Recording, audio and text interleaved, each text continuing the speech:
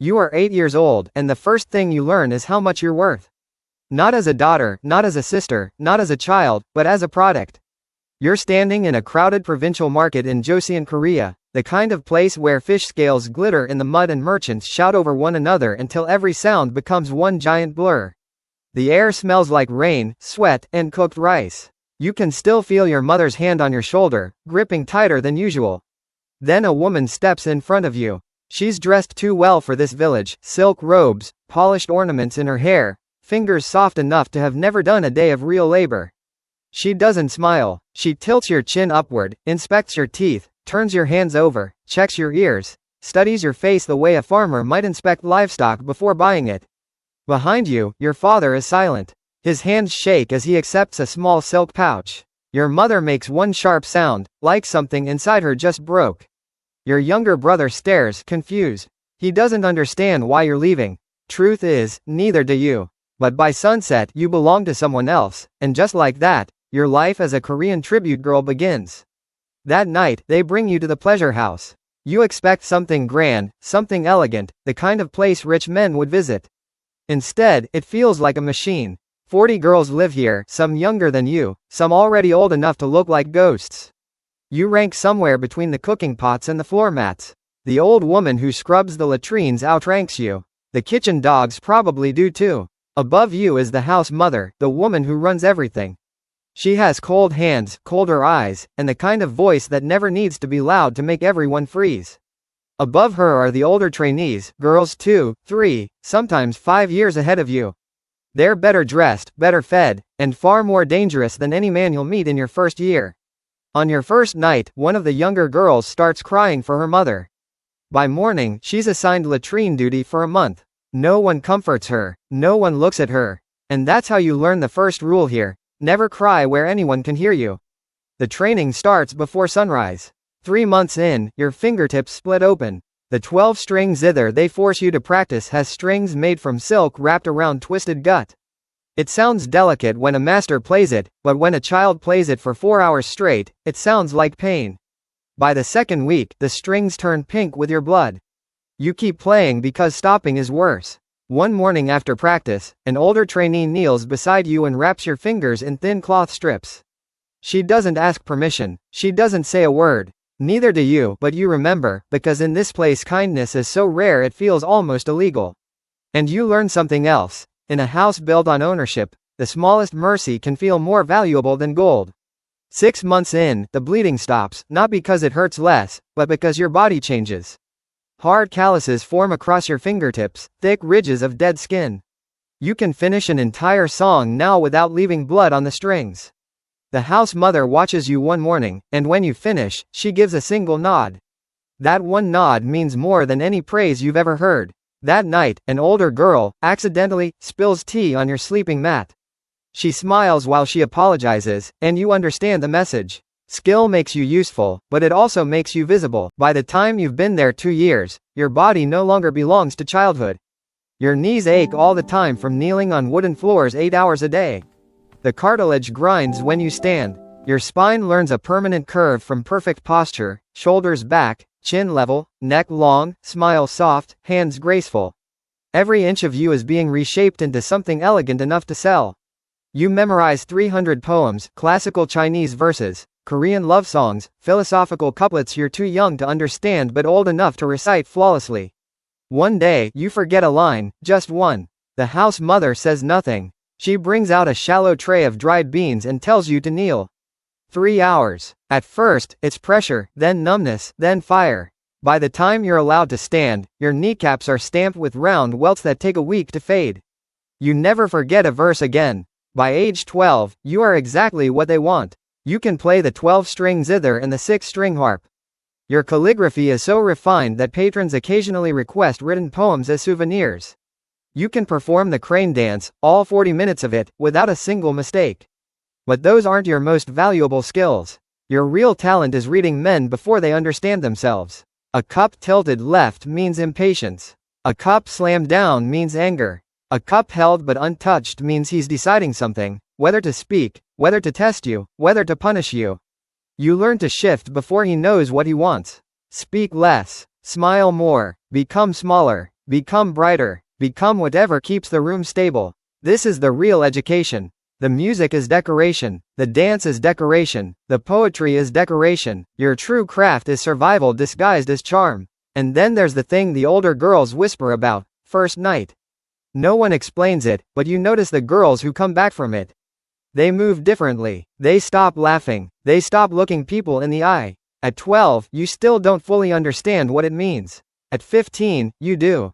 The preparation lasts 3 days. Ritual baths, hair treatments, skin polishing, body inspection. A physician and the house mother examine you like officials inspecting royal property.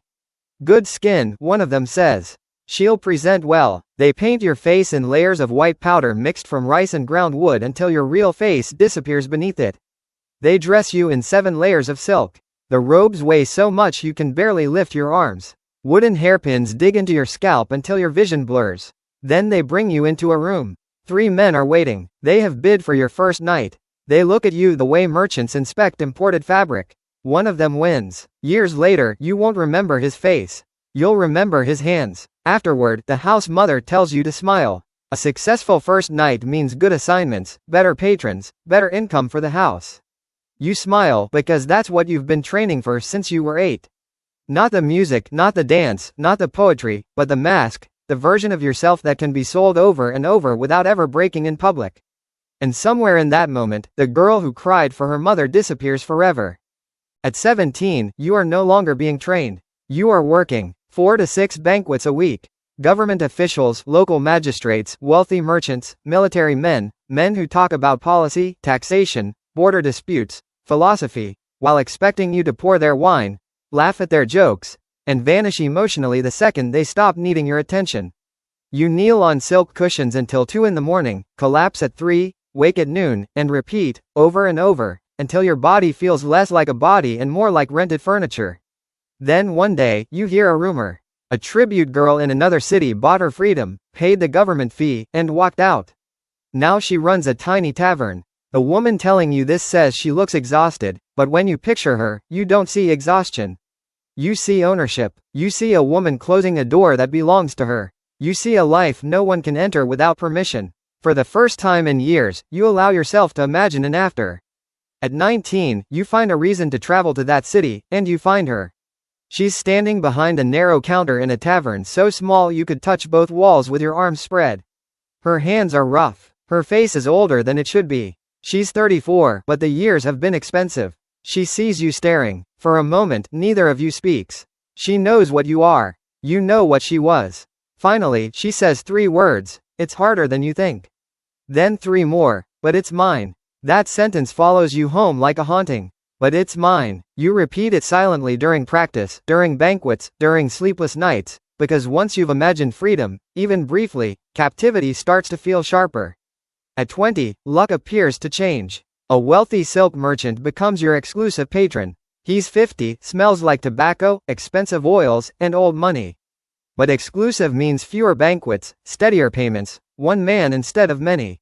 You tell yourself this is better. He gives you a jade hairpin on your first anniversary. You sleep with it under your pillow. It's the first beautiful thing that feels like it belongs to you. A year later, he gives you a gold bracelet, and that night, lying awake in the dark, you start doing math.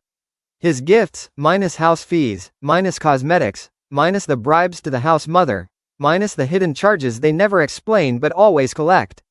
4 more years, maybe 5, that's what it would take. For the first time since you were bought at 8 years old, you let yourself believe you might one day leave. You begin building a future in your head. A small room, nothing luxurious, just yours. A door you can close. A morning where you wake up and don't perform. A smile that means something. You whisper the words to yourself in the dark. It's mine, it's mine, it's mine. At 24, they have you training younger girls now. One arrives in spring. She's 14, terrified but trying not to show it. She reminds you of yourself so much it almost hurts to look at her. Her fingers split open during zither practice. You wrap them in cloth strips the same way someone once wrapped yours. You say nothing, she says nothing, but both of you understand. And then one night, during a banquet, you notice your patron watching her.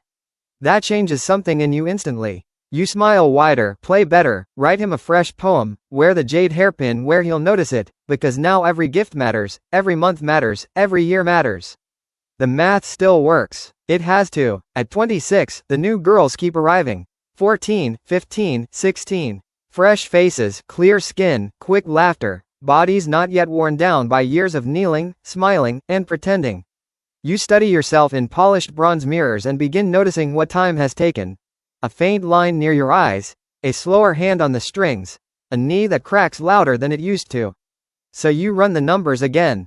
2 more years, maybe 3, still possible, still salvageable, still maybe. Then the servant arrives. You're 27, you're writing a poem for your patron, something about autumn leaves and loyalty. The brush is moving well that day. Outside, birds are singing. For a brief, almost cruel moment, you forget where you are. Then footsteps stop outside your room. No knock, just breathing. You look up. A servant stands in the doorway. He won't meet your eyes. Your brush freezes above the paper. Ink pools at the tip. Your patron is dead. Stroke. Sudden. The servant says it flatly, like he's repeated it all day. Maybe he has. The ink drips from your brush and spreads across the poem you were writing, black bleeding through the paper like a wound opening. You don't stop it, you just watch, because some part of you already knows what comes next. The next day, his family sends a messenger. They want everything back. The jade hairpin, the gold bracelet, the silk robes, the letters, the wooden box you kept them in. Everything. You thought they were gifts. They were loans. You thought they were progress. They were props. You hand them over one by one, the hairpin last. You hold it a little too long. The messenger notices. He doesn't care, and in that moment, the truth hits harder than grief ever could. You were never building freedom. You were decorating your cage. Within a week, your exclusive arrangement is gone. You're back on general rotation, available to whoever pays. The future you spent 7 years calculating vanishes in a single afternoon. The room you imagined, the door you could close, the mornings that belonged to you, the words you practiced in the dark, it's mine, none of it was ever real. The system was designed for that, to let you dream just enough to keep working, to let hope function like another tool of control. You weren't saving toward freedom. You were doing arithmetic inside a rigged game. And now you're 27, which means something terrible in this world. You're aging out. The men who once requested you now request girls who are 15. You hear it in the room before anyone says it. Your hands hesitate on the strings. Your knees crack when you kneel. Your smile takes effort now. And the girl you trained? She's 17, beautiful, polished, newly desired. You taught her how to read a man by the way he holds his cup, how to laugh when you want to scream, how to keep your face calm when your mind is breaking. Now she's the one they ask for. One evening, you watch her walk to a banquet with her own exclusive patron. In her hair is a jade pin. Not yours, a different one. But the promise is the same. The same dream, the same impossible math. You want to stop her. You want to say it won't work. The numbers never work. The game is built to win against you. But you don't, because maybe for her it will be different. Maybe her patron won't die. Maybe someone, somewhere, escapes. And because if you take that hope from her, what exactly are you giving her in return? By 30, the good assignments disappear. By 32, the house mother stops sending you to banquets at all. Now you're in tavern service, pouring drinks for whoever walks in, drunk clerks, traveling merchants, men too cheap for the younger girls. Your hands shake sometimes. The calluses that once made you stronger have become stiffness. Your body, after all these years, starts collecting its debts. Every hour on your knees. Every late night. Every forced smile. Every moment spent holding still while pieces of yourself were sold away. At 38, you run a tiny food stall near the same pleasure house that once made you valuable. You sell rice cakes to strangers who have no idea who you used to be. You used to make officials weep with music. Now you hand coins back across a counter. In the evenings, you watch the new girls leave for banquets, silk robes, painted faces, hair heavy with ornaments. They're younger than you were when you started. And you can tell, just by the way they walk, which ones still believe the math. Your hands can't play anymore. Not really. You are no longer an entertainer. You are just a woman who used to be one. You die at 47. Maybe from illness. Maybe from exhaustion. Maybe from poverty. The record doesn't say, because the record doesn't care. You are buried in a common grave outside the city walls. No marker. No ceremony. No name carved in stone. And that's the part history loves to hide. Not just that they bought you at 8. Not just that they sold your talent, your body, your education, your youth. But that they made you extraordinary first. You became one of the most educated, refined, accomplished women in the province. You mastered music, poetry, dance, conversation, politics, philosophy. You could make powerful men cry with your art. And yet, you never owned a single thing that wasn't conditional. Not your jewelry, not your income, not your future, not even the dream of freedom. Because the system didn't just use you. It designed you to believe that maybe, just maybe, if you performed well enough, endured long enough, pleased the right man, survived the right number of years, you might earn the right to become a person again. And that's what makes it so brutal. Not the chains you can see, but the ones made of hope.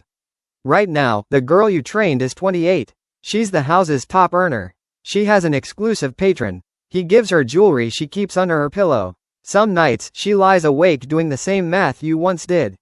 4 more years. Maybe 5. Then she'll buy her freedom. The math still works. It has to. And that is how the machine survives.